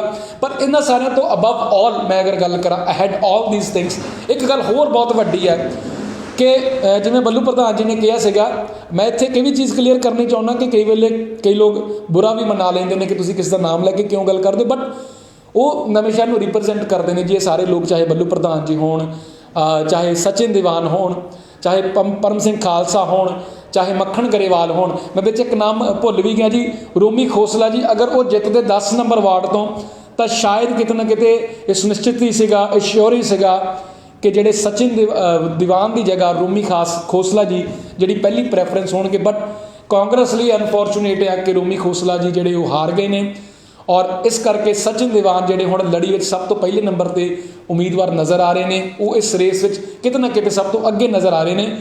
ਉਹਦਾ ਰੀਜ਼ਨ ਇੱਕ ਇਹ ਵੀ ਹੈ ਕਿ ਫੇਵਰੇਟ ਵੀ ਹੋ ਸਕਦੇ ਨੇ, ਯੂਥ ਦੀ ਡਿਮਾਂਡ ਵੀ ਹੋ ਸਕਦੀ ਹੈ, ਉਹਨਾਂ ਦੇ ਪੁਰਾਣੇ ਕੀਤੇ ਕੰਮ ਵੀ ਹੋ ਸਕਦੇ ਨੇ, ਇੱਕ ਉਹਨਾਂ ਦੀ ਛਵੀ ਵੀ ਹੋ ਸਕਦੀ ਹੈ ਕਿ ਬਹੁਤ ਲਾਇਲ ਨੇ। ਪਰ ਜੇ ਆਪਾਂ ਗੱਲਬਾਤ ਕਰੀਏ ਹੁਣ ਆਪੋਜੀਸ਼ਨ ਦੀ, ਤਾਂ ਇਹ ਬੜਾ ਇੰਟਰਸਟਿੰਗ ਹੋਣ ਵਾਲਾ ਆ, ਬੜਾ ਫੈਸੀਨੇਟਿੰਗ ਹੋਣ ਵਾਲਾ, ਬੜਾ ਦਿਲਚਸਪ ਹੋਣ ਵਾਲਾ ਆ। ਕਿਉਂਕਿ ਪਹਿਲਾਂ ਪਰਮ ਸਿੰਘ ਖਾਲਸਾ, ਮੱਖਣ ਗਰੇਵਾਲ ਇਹ ਹਾਊਸ ਵਿੱਚ ਆਵਾਜ਼ ਬੁਲੰਦ ਕਰਦੇ ਰਹੇ ਨੇ। ਅਗਰ ਕੋਈ ਦਿੱਕਤ ਆਉਂਦੀ ਸੀ, ਕੋਈ ਪਰੇਸ਼ਾਨੀ ਆਉਂਦੀ ਸੀ, ਇਹਨਾਂ ਨੂੰ ਲੱਗਦਾ ਸੀ, ਆਪੋਜੀਸ਼ਨ ਨੂੰ ਲੱਗਦਾ ਸੀ ਕਿ ਕਾਂਗਰਸ ਕੋਈ ਧੱਕੇਸ਼ਾਹੀ ਕਰਦੀ ਹੈ, ਤਾਂ ਆਵਾਜ਼ ਨੂੰ ਬਹੁਤ ਹੀ ਢੁਕਵੇਂ ਤਰੀਕੇ ਨਾਲ, ਐਲੀਗੈਂਟ ਤਰੀਕੇ ਨਾਲ ਆਵਾਜ਼ ਨੂੰ ਹਾਊਸ 'ਚ ਬੁਲੰਦ ਕਰਦੇ ਸੀ, ਅਖਬਾਰਾਂ ਵਿੱਚ ਜਿਹੜੀ ਆਪਣੀ ਗੱਲਬਾਤ ਲੈ ਕੇ ਆਉਂਦੇ ਸੀ। ਸੋ ਹੁਣ ਇੱਕ ਇਹਨਾਂ ਨੂੰ ਹੋਰ ਲੀਡਰ ਮਿਲ ਜਾਏਗਾ ਜੀ, ਉਹ ਨੇ ਬੱਲੂ ਪ੍ਰਧਾਨ। ਕਿਉਂਕਿ ਸ਼ਿਓਰ ਹੋ ਚੁੱਕਾ, ਜਿਵੇਂ ਬੱਲੂ ਪ੍ਰਧਾਨ ਜੀ ਕਹਿੰਦੇ ਸੀ 17 ਨੂੰ ਵੱਡੇ ਲੀਡਰ ਆਉਣਗੇ, ਮੈਨੂੰ ਮਨਾ ਕੇ ਕਾਂਗਰਸ ਪਾਰਟੀ ਵਿੱਚ ਵਾਪਸ ਲੈ ਕੇ ਜਾਣਗੇ। ਹੋ ਸਕਦਾ ਉਦੋਂ ਇਹ ਲੱਗਦਾ ਹੋਵੇ ਕਿ ਸਾਂਝੇ ਮੋਰਚੇ ਨੂੰ 7 ਸੀਟਾਂ ਆਉਣਗੀਆਂ, ਸ਼੍ਰੋਮਣੀ ਅਕਾਲੀ ਦਲ ਨੂੰ 6 ਆਉਣਗੀਆਂ, ਤਾਂ ਕਾਂਗਰਸ ਨੂੰ ਜਿਹੜੀ ਲੋੜ ਪਵੇਗੀ, ਕਾਂਗਰਸ ਸ਼ਾਇਦ ਲੁੜਕ ਜਾਵੇਗੀ। ਲੇਕਿਨ ਕਾਂਗਰਸ ਬਿਲਕੁਲ ਪੈਰਾਂ 'ਤੇ ਆ ਗਈ ਹੈ, ਕਾਂਗਰਸ ਆਪਣੀ ਸਵਾਭੀਮਾਨ ਦੀ ਲੜਾਈ ਜਿੱਤ ਚੁੱਕੀ ਹੈ। ਲੇਕਿਨ ਸਥਿਤੀ ਚੇਂਜ ਹੋਣ ਕਰਕੇ ਹੁਣ ਮੈਨੂੰ ਜਿਹੜਾ ਸਾਨੂੰ ਲੱਗਦਾ ਹੈ, ਆਪਾਂ ਨੂੰ ਬਟ ਇਹ ਵੀ ਨਹੀਂ ਪਤਾ ਕਿ ਹੋ ਸਕਦਾ ਬੱਲੂ ਪ੍ਰਧਾਨ ਜੀ ਦੀ ਜਿਹੜੇ ਸੀਨੀਅਰ ਅਥਾਰਟੀਜ਼ ਆ ਕਾਂਗਰਸ ਦੀ, ਉਹਨਾਂ ਨਾਲ ਗੱਲਬਾਤ ਹੁੰਦੀ ਹੋਵੇ, ਹੋ ਸਕਦਾ ਕੱਲ੍ਹ ਨੂੰ ਮਨਾਨ ਵੀ ਆ ਜਾਣ। ਇੱਕ ਮੈਂ ਹੋਰ ਚੀਜ਼ ਕਲੀਅਰ ਕਰ ਦਿੰਦਾ, ਇਹ ਸਾਡੇ ਤੁਹਾਡੇ ਖਿਆਲ ਹੁੰਦੇ ਨੇ। ਬੱਲੂ ਪ੍ਰਧਾਨ ਜੀ ਕੋ ਆਪਣੀ ਇੱਕ ਵੋਟ ਜਿਹੜਾ ਬੈਂਕ ਬਹੁਤ ਅੱਛਾ ਆ, ਵੋਟਰਸ ਦੀ ਬਹੁਤ ਸਪੋਰਟ ਆ। ਇਹ ਵੀ ਦੇਖਣਾ ਹੀ ਬਣੇਗਾ ਕਿ ਹੋ ਸਕਦਾ ਵਿਧਾਨ ਸਭਾ ਇਲੈਕਸ਼ਨ ਵਿੱਚ ਅੰਗਦ ਸਿੰਘ ਔਰ ਬੱਲੂ ਪ੍ਰਧਾਨ ਫਿਰ ਤੋਂ ਇਕੱਠੇ ਹੋ ਜਾਣ, ਫਿਰ ਤੋਂ ਇੱਕ ਦੂਜੇ ਦਾ ਸਾਥ ਦੇ ਦੇਣ। ਜਿਵੇਂ ਉਹ ਪਹਿਲਾਂ ਕਹਿੰਦੇ ਨੇ ਕਿ ਮੇਰੇ ਬੜੇ ਭਰਾ ਨੇ, ਉਹ ਕਹਿੰਦੇ ਨੇ ਮੇਰੇ ਛੋਟੇ ਭਰਾ ਨੇ। ਹੋ ਸਕਦਾ ਵਿਧਾਨ ਸਭਾ ਇਲੈਕਸ਼ਨਸ ਤੋਂ ਪਹਿਲਾਂ ਇਹ ਫਿਰ ਤੋਂ ਇਕਜੁੱਟ ਹੋ ਜਾਣ ਔਰ ਫਿਰ ਤੋਂ ਕਾਂਗਰਸ ਲਈ ਹੀ ਜਿਹੜੀਆਂ ਵੋਟਾਂ ਮੰਗਣ। ਇਹ ਹੋ ਵੀ ਸਕਦਾ, ਨਹੀਂ ਵੀ ਹੋ ਸਕਦਾ, ਲੇਕਿਨ ਸਮਾਂ ਦੱਸੇਗਾ। ਪਰ ਇੱਕ ਚੀਜ਼ ਹੋ ਰਿਹਾ, ਅਗਰ ਸਚਿਨ ਦੀਵਾਨ ਪ੍ਰਧਾਨ ਬਣਦੇ ਨੇ ਜਾਂ ਹੋਰ ਕੋਈ ਵੀ ਬਣਦਾ ਹੈ ਕਾਂਗਰਸ ਪਾਰਟੀ 'ਚੋਂ, ਇੱਕ ਆਪੋਜੀਸ਼ਨ ਵਿੱਚ ਲੀਡਰ ਬੜਾ ਅੱਛਾ ਮਿਲ ਗਿਆ ਜੀ, ਉਹ ਹੋ ਸਕਦਾ ਬੱਲੂ ਪ੍ਰਧਾਨ ਜੀ। ਕਿਉਂਕਿ ਬੱਲੂ ਪ੍ਰਧਾਨ ਨੇ ਖੁਦ 2 ਵਾਰ ਪ੍ਰਧਾਨ ਰਹਿ ਚੁੱਕੇ ਨੇ, ਹਰ ਇੱਕ ਚੀਜ਼ ਤੋਂ ਵਾਕਫ ਨੇ। ਉਹਨਾਂ ਨੂੰ ਪਤਾ ਹੈ ਕਿ ਕਿੱਥੋਂ ਜਿਹੜਾ ਫੰਡ ਆਉਂਦਾ ਹੈ ਉਹਨੂੰ ਕਿਵੇਂ ਯੂਟਿਲਾਈਜ਼ ਕਰਨਾ ਹੈ, ਕਿਵੇਂ ਤਰੱਕੀ ਹੋਣੀ ਹੈ। ਅਗਰ ਨਵਾਂ ਪ੍ਰਧਾਨ ਸਹੀ ਤਰੀਕੇ ਨਾਲ ਤਰੱਕੀ ਨਹੀਂ ਕਰੇਗਾ ਤਾਂ ਨਵਾਂ ਸ਼ਹਿਰ ਦੀ ਇਹ ਪਬਲਿਕ ਉਮੀਦ ਕਰਦੀ ਹੈ, ਇਹ ਭਰੋਸਾ ਕਰਦੀ ਹੈ ਕਿ ਬੱਲੂ ਪ੍ਰਧਾਨ ਜੀ ਜਿਹੜੇ ਸਹੀ ਤਰੀਕੇ ਆਵਾਜ਼ ਨੂੰ ਬੁਲੰਦ ਕਰਨਗੇ ਔਰ ਨਵੇਂ ਪ੍ਰੈਜ਼ੀਡੈਂਟ ਦੇ ਅਗਰ ਕੋਈ ਉਹ ਨੋਸ਼ਨ ਲੈ ਕੇ ਆਉਂਦੇ ਨੇ ਜਾਂ ਕੋਈ ਨੋਰਮਸ ਲੈ ਕੇ ਆਉਂਦੇ ਨੇ, ਉਹ ਢੁਕਵੇਂ ਨਹੀਂ ਹੁੰਦੇ, ਤਾਂ ਬੱਲੂ ਪ੍ਰਧਾਨ ਜਿਹੜੇ ਆਵਾਜ਼ ਬੁਲੰਦ ਕਰਦੇ ਰਹਿਣਗੇ ਔਰ ਨਵਾਂ ਸ਼ਹਿਰ ਵਾਸੀਆਂ ਲਈ ਪ੍ਰਧਾਨ ਨਾ ਹੋ ਕੇ ਵੀ ਕੰਮ ਕਰ ਸਕਦੇ ਨੇ। ਪਰ ਕਿਤੇ ਨਾ ਕਿਤੇ ਫਿਰ ਮੈਂ ਇਹੀ ਕਹਿਣਾ ਕਿ ਲੋਕਾਂ ਨੂੰ ਇਹੀ ਉਮੀਦ ਹੈ ਕਿ ਸ਼ਾਇਦ ਅਗਲੇ ਉਮੀਦਵਾਰ ਸਚਿਨ ਦੀਵਾਨ ਹੋਣ।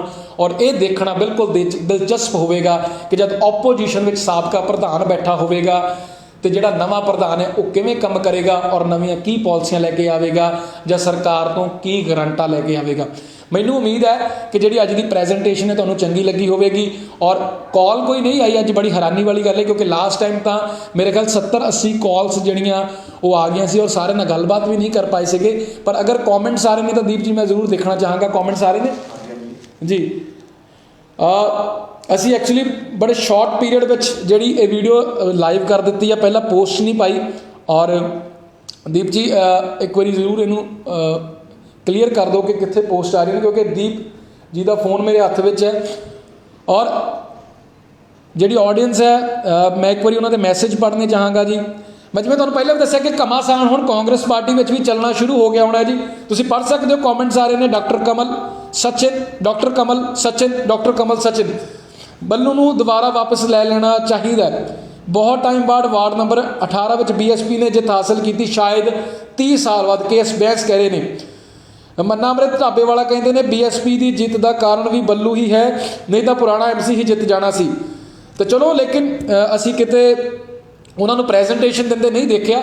ਅਸੀਂ ਤਾਂ ਖੁਦ ਚਾਹੁੰਦੇ ਹਾਂ ਕਿ ਅਗਰ ਬੱਲੂ ਪ੍ਰਧਾਨ ਜੀ ਇੰਨੇ ਅੱਛੇ ਲੀਡਰ ਨੇ ਤਾਂ ਉੱਭਰ ਕੇ ਸਾਹਮਣੇ ਆਉਣ ਔਰ ਜਿਹੜੀ ਆ ਆਮ ਪਬਲਿਕ ਨੂੰ ਵੀ ਸਪੀਚਸ ਦੇਣ, ਜਿਵੇਂ ਲੀਡਰਸ ਕਰਦੇ ਨੇ। ਉਹਨਾਂ ਦੀ ਵੀ ਸਟੇਜ ਸਜੀ ਹੋਵੇ, ਉਹ ਆ ਕੇ ਸਪੀਚਸ ਦੇਣ, ਉਹ ਆ ਕੇ ਭਾਸ਼ਣ ਦੇਣ, ਉਹ ਲੋਕਾਂ ਨੂੰ ਸਮਝਾਉਣ ਕਿ ਕਿਸ ਤਰੀਕੇ ਡਿਵੈਲਪਮੈਂਟ ਹੋ ਸਕਦੀ ਹੈ। ਇੱਕ ਚੀਜ਼ ਹੋ ਰਿਹਾ ਜੀ, ਮਾਸਟਰ ਪਲਾਨ ਕਦੋਂ ਆਏਗਾ? ਕਦੋਂ ਤੱਕ ਅਸੀਂ ਇਹੀ ਦੇਖਦੇ ਰਹਾਂਗੇ ਕਿ ਅੱਜ 13 ਨੰਬਰ ਵਾਰਡ 'ਚ ਦਿੱਕਤ ਹੈ, ਇਹਦਾ ਜਿਹੜਾ ਸੀਵਰ ਪਾ ਦੋ ਤੇ 14 ਨੰਬਰ 'ਚ ਮੋਰੀ ਜਾ ਕੇ ਪਾਣੀ ਖੜ ਜਾਂਦਾ ਹੈ। ਕਦੋਂ ਇੱਦਾਂ ਹੋਵੇਗਾ ਕਿ ਸੀਵਰ ਸਾਰੇ ਹੀ ਕਲੀਅਰ ਹੋ ਜਾਣਗੇ, ਨਵੇਂ ਡੰਪ ਬਣਨਗੇ? ਜਿਹੜੇ ਇੱਧਰ ਡੰਪ ਹੈ ਰਵਿਦਾਸ ਮਹੱਲੇ ਦੇ ਨਜ਼ਦੀਕ, ਉੱਥੇ ਲੋਕ ਇੰਨੇ ਪਰੇਸ਼ਾਨ ਨੇ, ਉਹਨਾਂ ਦਾ ਹੱਲ ਕਦੋਂ ਹੋਵੇਗਾ? Need experienced person because the opposition is strong, Lovejot Mahe ਨੇ ਕਿਹਾ ਹੈ। ਵਾਸੂ ਪੰਡਿਤ ਕਹਿੰਦੇ ਨੇ ਬੱਲੂ ਪ੍ਰਧਾਨ ਫੋਰ ਐਵਰ। ਜਸਕੀਰਤ ਸਿੰਘ ਕਾਲੋ ਕਹਿ ਰਹੇ ਨੇ ਸਚਿਨ ਬੱਲੂ ਬੈਸਟ। ਬਟ ਜੀ ਬੱਲੂ ਜੀ ਬੈਸਟ ਨੇ, ਲੇਕਿਨ ਇਹ ਤੁਸੀਂ ਜਿਹੜੀ ਆ ਪ੍ਰਧਾਨਗੀ ਲਈ ਆਪਣੀ ਚੋਇਸ ਦਾ ਜ਼ਰੂਰ ਦੱਸ ਸਕਦੇ ਹੋ ਕਿ ਤੁਹਾਨੂੰ ਕੌਣ ਲੱਗਦਾ।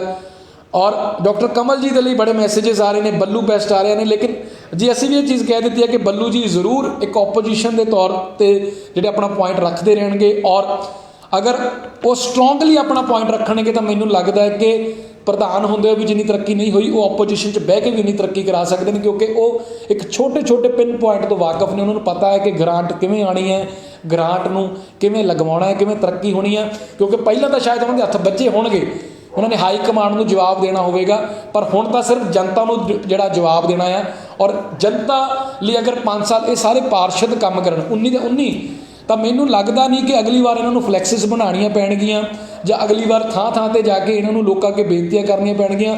ਲੋਕ ਘਰੋਂ ਆ ਕੇ ਕਹਿਣਗੇ ਕਿ ਸਾਡਾ ਅਗਲੀ ਵਾਰ ਦਾ ਵੀ MC ਤੂੰ ਆ, ਸਾਡਾ ਅਗਲੀ ਵਾਰ ਦਾ ਵੀ ਪ੍ਰਧਾਨ ਤੂੰ ਆ। ਕਿਉਂਕਿ ਕੰਮ ਹੁੰਦੇ ਕਿੱਡੇ ਕਿੰਨੇ ਜੀ, ਗਲੀਆਂ ਨਾਲੀਆਂ, LED ਲਾਈਟੀਆਂ, LED ਲਾਈਟਾਂ, ਜਿਹੜੇ ਸੀਵਰੇਜ ਦੇ ਪੁਆਇੰਟਸ ਨੇ, ਵਾਸ਼ਰੂਮ ਦੀ ਫੈਸਿਲਿਟੀਜ਼ ਚਾਹੀਦੀ ਨੇ। ਔਰ ਕਿੰਨੇ ਕੁ ਵੱਡੇ ਕੰਮ ਨੇ ਕਿ ਤੁਸੀਂ ਅਗਰ ਕਿਸੇ ਦੀ ਇਨਕੁਆਇਰੀ ਵਿੱਚ ਜਿਹੜਾ ਸਾਈਨ ਕਰ ਦਿੰਦੇ ਹੋ, ਕਿਸੇ ਦੇ ਵਿਆਹ ਸ਼ਾਦੀ 'ਤੇ ਪਹੁੰਚ ਜਾਂਦੇ ਹੋ, ਬਟ ਇਸ ਚੀਜ਼ ਨੂੰ ਬਦਲ ਕੇ ਆਪਾਂ ਸੋਚ ਵੱਡੀ ਕਰਨੀ ਹੈ। ਮੈਂ ਪਿਛਲੀਆਂ 2-3 ਵੀਡੀਓ 'ਚ ਕਹਿ ਚੁੱਕਾ ਜੀ, ਵੀ ਨੀਡ ਕਮਿਊਨਿਟੀ ਹਾਲਸ, ਸਾਨੂੰ ਡਿਸਪੈਂਸਰੀ ਚਾਹੀਦੀ ਹੈ, ਸਾਨੂੰ ਲਾਇਬ੍ਰੇਰੀ ਚਾਹੀਦੀ ਹੈ, ਸਾਨੂੰ ਕਾਉਂਸਲਿੰਗ ਹਾਲ ਚਾਹੀਦੇ ਨੇ, ਸਾਨੂੰ ਉਹ ਲੀਡਰ ਚਾਹੀਦੇ ਨੇ ਜਿਹੜੇ ਗਾਈਡ ਕਰ ਸਕਣ, ਜਿਹੜੇ ਯੂਥ ਨੂੰ ਤਿਆਰ ਕਰ ਸਕਣ, ਜਿਹੜੇ ਸਰਕਾਰ ਨੂੰ ਵੀ ਸੁਝਾਅ ਦੇ ਸਕਣ ਕਿ ਬ੍ਰੇਨ ਡਰੇਨ ਨਾ ਹੋਵੇ, ਸਾਡਾ ਨੌਜਵਾਨ ਵਿਦੇਸ਼ਾਂ ਵਿੱਚ ਜਾ ਕੇ 18 ਘੰਟੇ ਦਿਹਾੜੀ ਨਾ ਕਰੇ, ਸਾਡੇ ਨੌਜਵਾਨ ਜਿਹੜੇ ਅੰਬੈਸੀਆਂ 'ਚ ਜਾ ਕੇ ਰੁਲਣ ਲੱਗ ਕੇ ਮੈਨੂੰ ਕੁਵੈਤ ਦਾ ਹੀ ਵੀਜ਼ਾ ਦੇ ਦਿਓ, ਮੈਨੂੰ ਦੁਬਈ ਦਾ ਹੀ ਵੀਜ਼ਾ ਦੇ ਦਿਓ, ਮੈਂ ਕਿਸੇ ਤਰੀਕੇ ਇੰਡੀਆ 'ਚੋਂ ਨਿਕਲ ਜਾਵਾਂ। ਅੱਛਾ, ਇੱਕ ਚੀਜ਼ ਹੋਰ ਵੀ ਮੈਂ ਕਲੀਅਰ ਕਰਨੀ ਚਾਹੁੰਦਾ ਜੀ, ਹਮੇਸ਼ਾ ਹੀ ਇਹ ਵੀ ਕਿਹਾ ਜਾਂਦਾ ਹੈ ਕਿ ਲੋਕਾਂ ਲਈ ਲੜਨ ਵਾਲੇ ਲੋਕ ਇਹ ਅਮੀਰ ਕਿਵੇਂ ਹੋ ਜਾਂਦੇ ਨੇ, ਜਿਹੜੇ ਇਹ ਕਹਿ ਕੇ ਸ਼ੁਰੂ ਕਰਦੇ ਨੇ ਕਰੀਅਰ ਕਿ ਮੈਂ ਲੋਕਾਂ ਲਈ ਲੜਨਾ ਚਾਹੁੰਦਾ, ਪਰ ਲੋਕਾਂ ਲਈ ਲੜਦੇ ਲੜਦੇ ਇਹ ਅਮੀਰ ਕਿਵੇਂ ਹੋ ਜਾਂਦੇ ਨੇ। ਮਾਰੂਤੀ ਸੁਜ਼ੂਕੀ ਤੋਂ ਇਹਨਾਂ ਕੋਲ ਕਰੇਟਾ ਕਿਵੇਂ ਆ ਜਾਂਦੀ ਹੈ, ਔਰ ਕਰੇਟਾ ਤੋਂ ਇਹਨਾਂ ਕੋਲ ਫੋਰਚੂਨਰ ਕਿਵੇਂ ਆ ਜਾਂਦੀ ਹੈ, ਇਹ ਨਿਗਾਹ ਹੁਣ ਤੁਸੀਂ ਰੱਖਣੀ ਹੈ ਕਿ ਤੁਹਾਡੇ ਵਾਰਡ ਦਾ ਪਾਰਸ਼ਦ ਕੀ ਕਰਦਾ ਹੈ। ਤੁਸੀਂ ਜਦ ਇਹ ਨਿਗਾਹ ਰੱਖੋਗੇ, ਤੁਹਾਡੇ ਹੱਥ 'ਚ ਵੀ ਸੋਸ਼ਲ ਮੀਡੀਆ ਹੈ, ਤੁਸੀਂ ਹੋਰ ਕੁਝ ਨਹੀਂ ਕਰਨਾ, ਤੁਸੀਂ PB ਨਵਾਂ ਸ਼ਹਿਰ ਨਾਲ ਰਾਬਤਾ ਕਰਨਾ ਹੈ। ਇਹ 5 ਸਾਲਾਂ 'ਚ PB ਨਵਾਂ ਸ਼ਹਿਰ ਦੀ ਟੀਮ ਤੁਹਾਡੇ ਨਾਲ ਰਹੇਗੀ, ਹਾਊਸ ਦੇ ਬਾਹਰ ਰਹੇਗੀ। ਨਵੇਂ ਸ਼ਹਿਰ 'ਚ ਤਰੱਕੀ ਕਰਵਾ ਕੇ ਰਹਾਂਗੇ, ਨਵੇਂ ਸ਼ਹਿਰ ਨੂੰ ਸੱਚੀ ਸਵਾਰ ਕੇ ਰਹਾਂਗੇ, ਨਵੇਂ ਸ਼ਹਿਰ 'ਚ ਨਵਾਂ ਸਵੇਰਾ ਲਿਆ ਕੇ ਰਹਾਂਗੇ। ਲੇਕਿਨ ਜਿੱਦਣ ਇਹ ਸਹੁੰ ਚੁੱਕਦੇ ਨੇ ਸਾਰੇ ਜਾਣੇ 19 ਦੇ 19, ਜਿੱਦਣ ਪ੍ਰਧਾਨ ਨਿਯੁਕਤ ਹੁੰਦਾ ਹੈ, PB ਨਵਾਂ ਸ਼ਹਿਰ ਦੀ ਟੀਮ ਪਹਿਲਾਂ ਹੀ ਇੱਕ ਡਿਮਾਂਡ ਰੱਖੇਗੀ, ਉਹ ਇਹ ਕਿ ਕਮੇਟੀ ਘਰ ਦੇ ਬਾਹਰ ਜਿਹੜਾ ਵਾਸ਼ਰੂਮ ਹੈ ਉਹ ਕਦ ਸੁਜੱਜਾ ਹੋਵੇਗਾ, ਉਹ ਕਦ ਉੱਥੋਂ ਜਿਹੜੀ ਸਮੈਲ ਆਉਣੀ ਬੰਦ ਹੋਵੇਗੀ, ਕਦ ਉੱਥੇ ਗੇਟ ਲੱਗੇਗਾ ਤਾਂ ਕਿ ਆਉਂਦੀਆਂ ਜਾਂਦੀਆਂ ਧੀਆਂ ਭੈਣਾਂ ਨੂੰ ਦਿੱਕਤ ਨਾ ਹੋਵੇ, ਆਉਂਦੇ ਜਾਂਦੇ ਲੋਕਾਂ ਦੇ ਨੱਕ ਦੇ ਵਾਲ ਜਲ ਨਾ ਜਾਣ। ਔਰ ਜਿਹੜਾ ਅੰਦਰ ਵੀ ਕਮੇਟੀ ਘਰ ਦੇ ਵਾਸ਼ਰੂਮ ਹੈ ਉਹ ਕਦ ਇੰਨਾ ਕੁ ਅੱਛਾ ਹੋਏਗਾ ਕਿ ਉੱਥੇ ਜਿਹੜੀਆਂ ਵਿਮਨਸ ਵੀ ਜਾ ਕੇ ਔਖੀ ਘੜੀ ਜਦੋਂ ਉਹਨਾਂ ਨੂੰ ਵਾਸ਼ਰੂਮ ਜਾਣਾ ਪੈਂਦਾ, ਉਹਨਾਂ ਲਈ ਵੀ ਫੈਸਿਲਿਟੀ ਹੋਵੇਗੀ। ਸੋ ਸਭ ਤੋਂ ਪਹਿਲਾਂ 2 ਪੁਆਇੰਟ ਤਾਂ PB ਨਵਾਂ ਸ਼ਹਿਰ ਦੀ ਚੀਜ਼, PB ਨਵਾਂ ਸ਼ਹਿਰ ਦੀ ਟੀਮ ਇਹੀ ਚੱਕੇਗੀ, ਵਾਸ਼ਰੂਮ ਕਮੇਟੀ ਘਰ ਦੇ ਬਾਹਰ ਤੇ ਜਿਹੜਾ ਕਮੇਟੀ ਘਰ ਦੇ ਅੰਦਰ ਹੈ, ਔਰ ਦੂਜਾ ਜਿਹੜਾ ਡੰਪ ਹੈ। ਬਾਕੀ ਤੁਸੀਂ ਜਿਹੜੀਆਂ ਤੁਹਾਡੀਆਂ ਦਿੱਕਤਾਂ ਨੇ, ਜੋ ਵੀ ਤੁਹਾਡੀਆਂ ਡਿਫਿਕਲਟੀਜ਼ ਨੇ, ਤੁਸੀਂ ਮੈਸੇਜ ਕਰਦੇ ਰਹਿਣਾ, ਮੈਸੇਂਜਰ 'ਤੇ ਭੇਜਦੇ ਰਹਿਣਾ ਜੀ। ਇਹ 19 ਵਾਰਡਾਂ ਵਿੱਚ ਤਰੱਕੀ ਰਲ ਮਿਲ ਕੇ ਆਪਾਂ ਸਾਰਿਆਂ ਨੇ ਕਰਾਉਣੀ ਹੈ। ਹੁਣ ਇਹ ਜ਼ਿੰਮੇਵਾਰੀ ਤੁਹਾਡੀ ਹੈ, ਬਣੇ ਰਹਿਣਾ ਜੀ PB ਨਵਾਂ ਸ਼ਹਿਰ ਦੇ ਨਾਲ। ਆਪਣੇ ਛੋਟੇ ਵੀਰ ਦਿਨੇਸ਼ ਸੂਰੀ ਦੇ ਤੁਹਾਨੂੰ ਕਮੈਂਟ ਸੁਝਾਅ ਕਿਵੇਂ ਲੱਗਦੇ ਨੇ, ਜਦ ਮੇਰੀ ਜਿਹੜੀ ਆਬਜ਼ਰਵੇਸ਼ਨ ਹੈ ਕਿਵੇਂ ਚੰਗੀ ਲੱਗਦੀ ਹੈ ਜਾਂ ਮਾੜੀ ਲੱਗਦੀ, ਤੁਸੀਂ ਕਮੈਂਟ ਕਰਦੇ ਰਹਿਣਾ ਹੈ। ਔਰ ਤੁਹਾਡੀ ਹਰ ਜਿਹੜੀ ਸੁਝਾਅ ਹੈ ਉਹ ਸਿਰ ਮੱਥੇ 'ਤੇ ਹੈ। ਲੇਕਿਨ ਮੈਂ ਫਿਰ ਤੋਂ ਕਹਿਣਾ ਕਿ ਬੱਲੂ ਪ੍ਰਧਾਨ ਜੀ ਇੱਕ ਵੱਡੇ ਲੀਡਰ ਦੇ ਤੌਰ 'ਤੇ ਨਿਕਲ ਕੇ ਬਾਹਰ ਆ ਸਕਦੇ ਸੀ, ਲੇਕਿਨ ਮੌਕਾ ਖੁੰਝ ਗਿਆ। ਅੰਗਦ ਸਿੰਘ ਨੂੰ ਕਿਤੇ ਨਾ ਕਿਤੇ ਜਿਹੜਾ ਪੋਲੀਟੀਕਲ ਬੈਕਗਰਾਊਂਡ ਹੈ ਜਾਂ ਉਹਨਾਂ ਦੇ ਸਪੋਰਟਰਸ ਦੀ ਜਿਹੜੀ ਉਹਨਾਂ ਨੂੰ ਸਪੋਰਟ ਹੈ, ਉਹ ਕਿਤੇ ਨਾ ਕਿਤੇ ਕੰਮ ਆਈ ਹੈ। ਇੱਕ ਵੱਡੇ ਲੀਡਰ ਦੀ ਤਰ੍ਹਾਂ ਉੱਭਰ ਕੇ ਬਾਹਰ ਆਏ ਨੇ, ਕਿਉਂਕਿ ਪ੍ਰਧਾਨ ਦੇ ਨਾਲ ਰੇੜਕਾ ਹੋਣ ਦੇ ਬਾਵਜੂਦ ਅਗਰ 11 ਸੀਟਾਂ ਲੈ ਗਏ ਨੇ ਤਾਂ ਇਹ ਆਪਣੇ ਆਪ 'ਚ ਬਹੁਤ ਵੱਡੀ ਉਪਲਬਧੀ ਹੈ। ਕਿਤੇ ਇਹ ਵੀ ਸੁਣਨ 'ਚ ਗੱਲ ਆਈ ਸੀਗੀ ਕਿ ਅੰਗਦ ਸਿੰਘ ਇਹ ਕਹਿ ਰਹੇ ਨੇ ਕਿ ਸਾਡੀਆਂ 13 ਸੀਟਾਂ ਹੁੰਦੀਆਂ, 2 ਕਿਵੇਂ ਘਟੀਆਂ। ਲੇਕਿਨ ਅਸੀਂ ਇਹ ਕਹਿੰਦੇ ਹਾਂ ਕਿ ਕਿਤੇ ਨਾ ਕਿਤੇ ਸਾਂਝੇ ਮੋਰਚੇ ਨੂੰ ਔਰ ਅਕਾਲੀ ਦਲ ਨੂੰ ਲੱਗਦਾ ਸੀਗਾ, ਕਿਉਂਕਿ ਉਹਨਾਂ ਨੇ ਪਹਿਲਾਂ ਹੀ ਪ੍ਰੋਕਲੇਮ ਕਰਤਾ ਸੀ ਕਿ ਸਾਡਾ ਪ੍ਰਧਾਨ ਪਰਮ ਸਿੰਘ ਖਾਲਸਾ ਹੋਵੇਗਾ, ਕਿਤੇ ਨਾ ਕਿਤੇ ਸਾਰਿਆਂ ਨੂੰ ਇਹ ਲੱਗਦਾ ਸੀ ਕਿ ਕਾਂਗਰਸ ਕੋਲ ਸ਼ਾਇਦ 5 ਜਾਂ 6 ਸੀਟਾਂ ਆਉਣਗੀਆਂ। ਅਗਰ 11 ਸੀਟਾਂ ਆ ਗਈਆਂ ਤਾਂ ਇਹ ਕਾਂਗਰਸ ਪਾਰਟੀ ਲਈ ਆਪਣੇ ਆਪ ਲਈ ਇੱਕ ਉਪਲਬਧੀ ਹੈ। ਤੁਸੀਂ ਸੈਮੀਫਾਈਨਲ ਜਿੱਤ ਗਏ ਹੋ, ਸਾਨੂੰ ਨਹੀਂ ਪਤਾ ਵਿਧਾਨ ਸਭਾ ਦਾ ਇਲੈਕਸ਼ਨ ਕਿਵੇਂ ਹੋਵੇਗਾ, ਲੇਕਿਨ ਅਗਰ ਲੋਕਾਂ ਦੀ ਤਰੱਕੀ ਹੋਵੇਗੀ, ਲੋਕਾਂ ਦਾ ਸਾਥ ਦਿਓਗੇ, ਲੋਕਾਂ ਲਈ ਸਹੀ ਕੰਮ ਹੋਣਗੇ, ਲੋਕਾਂ ਲਈ ਸਾਰਥਕ ਕੰਮ ਹੋਣਗੇ, ਤਾਂ ਤੁਹਾਨੂੰ ਵੋਟਾਂ ਮੰਗਣੀਆਂ ਨਹੀਂ ਪੈਣਗੀਆਂ। ਲੋਕ ਆਪ ਮੁਹਾਰੇ ਵੋਟਾਂ ਪਾ ਦੇਣਗੇ, ਪਰ ਪਹਿਲਾਂ ਲੋਕਾਂ ਲਈ ਕੰਮ ਵਧੀਆ ਕਰਨੇ ਪੈਣੇ ਆ, ਆਪਣੇ ਰਿਪੋਰਟ ਕਾਰਡ ਨੂੰ ਵਧੀਆ ਕਰਨਾ ਪੈਣਾ, ਫਿਰ ਉਹੀ ਰਿਪੋਰਟ ਕਾਰਡ ਦਿਖਾਓਗੇ ਤਾਂ ਲੋਕੀ ਉੱਤੇ ਸਿਗਨੇਚਰ ਕਰਨਗੇ। ਤੁਸੀਂ ਆਪਣੇ ਛੋਟੇ ਵੀਰ ਦਿਨੇਸ਼ਵਰੀ ਨੂੰ ਇਜਾਜ਼ਤ ਦਿਓ, ਪਿਆਰ ਦਿਓ, ਔਰ ਅਸੀਂ ਕੋਸ਼ਿਸ਼ ਕਰਾਂਗੇ ਪਹਿਲ ਦੇ ਆਧਾਰ ਤੇ ਹਰ ਇੱਕ ਇਨਫੋਰਮੇਸ਼ਨ ਤੁਹਾਡੇ ਤੱਕ ਪਹੁੰਚਾਉਂਦੇ ਰਹੀਏ। ਹੁਣ ਵੇਲਾ ਇਜਾਜ਼ਤ ਦਾ, ਸਤਿ ਸ਼੍ਰੀ ਅਕਾਲ।